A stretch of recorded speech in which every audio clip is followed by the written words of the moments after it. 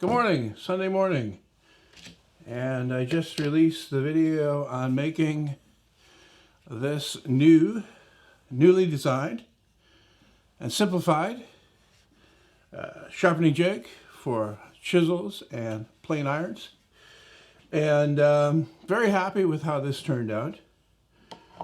I did want to show in this video briefly how to set this up. I talked about this in the build article.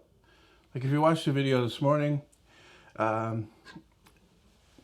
there's two ways to set it up. One is to set the chisel in there, sticking out about a ½ inch, and then what you do is you set it down on your stone that you're going to use and kind of eyeball the angle and adjust the back leg up and down to get there. And then, you know, just to give you an idea where it's grinding, you can take a marker and make some marks on there and just stroke it back and forth a few times and check that out. And you can see where the marks are gone, that's where it's grinding, and adjust from there.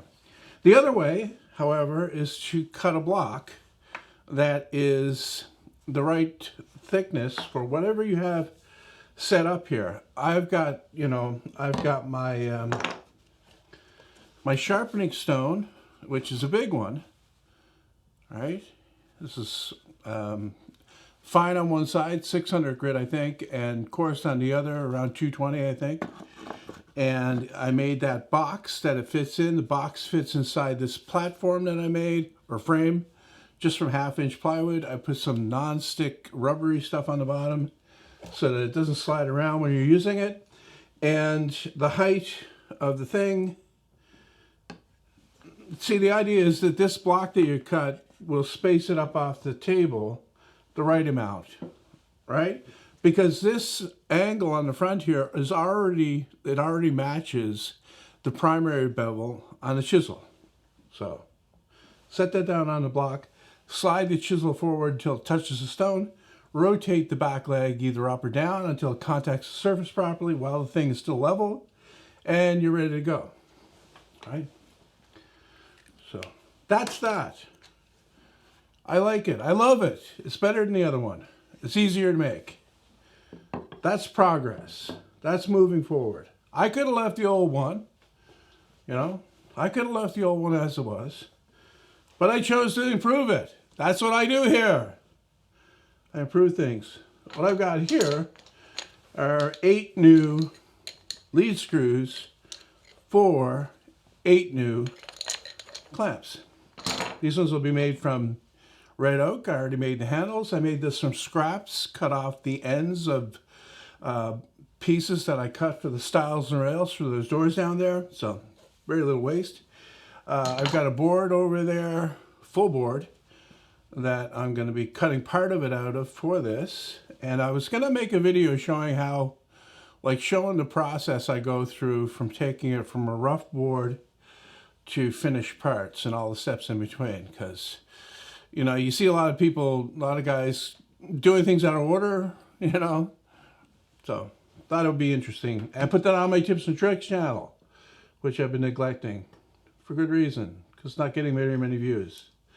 One interesting thing I did here with these handles is that the way I put the glue on them is I cut a block and I drill a hole, I think it's 7/16, so this is 5/16 inch rod, by the way, smaller. I'm going to make these ones slightly smaller, and then what I'll do is I'll add those to the plans that are already there.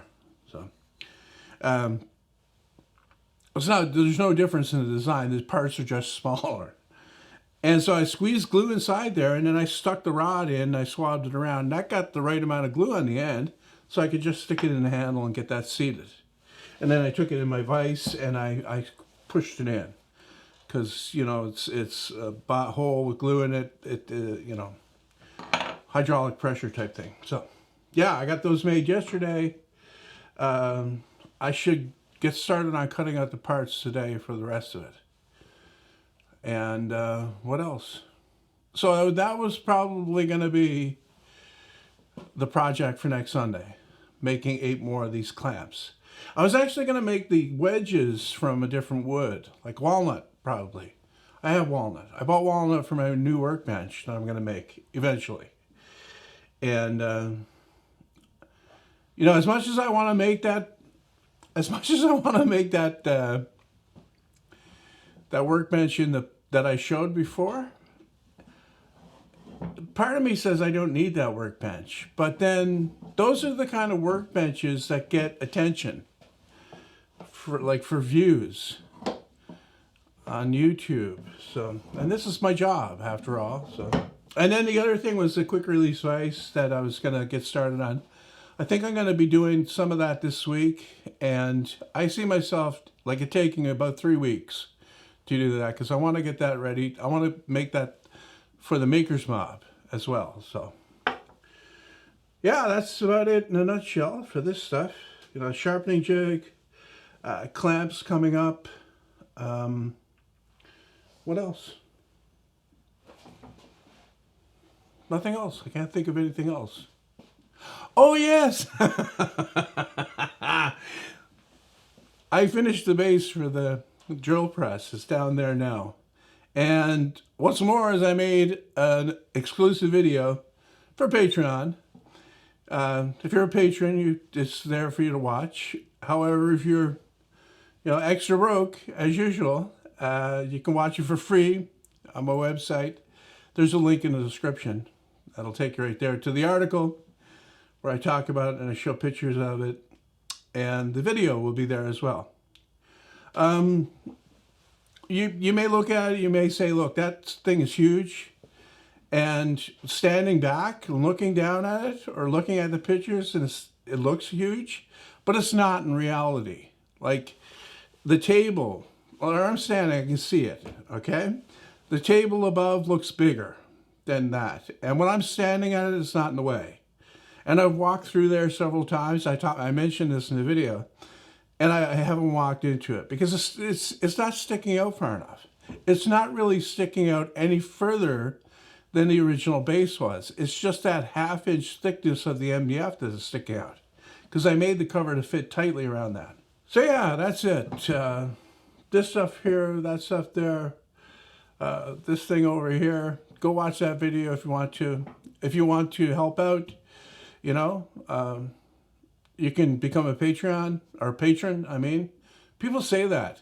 People say you can become a Patreon. And it's not a Patreon, it's patron. Patreon is the name of the site. That bugs me. There's a whole list of things that bug me. All right? Like when people say peeps. I don't like that. Peeps, I don't like that. And rinse and repeat. That's an expression I could live the rest of my life not here, and I'd be much happier. I'd be at least 15% happier not to hear that. Okay, what else? Okay, I mentioned the things behind me here. And my brother pointed this out to me when I posted the picture on Instagram. He said, I thought you hated the word Cubbies. I do. I hate that word. But it's okay if I use it. It's cubicles. I hate any word that's been truncated or shortened with an IES at the end. Like a Robertson screwdriver, not that this is one. A Robbie. I don't like that. Okay? Maybe you're the same way. Maybe I'm just weird. I know that some people are the same way. But yeah, stuff like that kind of bugs me. Anyway, I'm gonna go because I'm talking too much. I never said they use violence. Well, what'd you want me to do? Yell trick or treat at him? Come on, Harry. I expect you and every other man on this force to behave with restraint or turn in his resignation. You're on notice, Callahan. This little Wild West show of yours yesterday is exactly the kind of thing this department's no longer prepared to tolerate.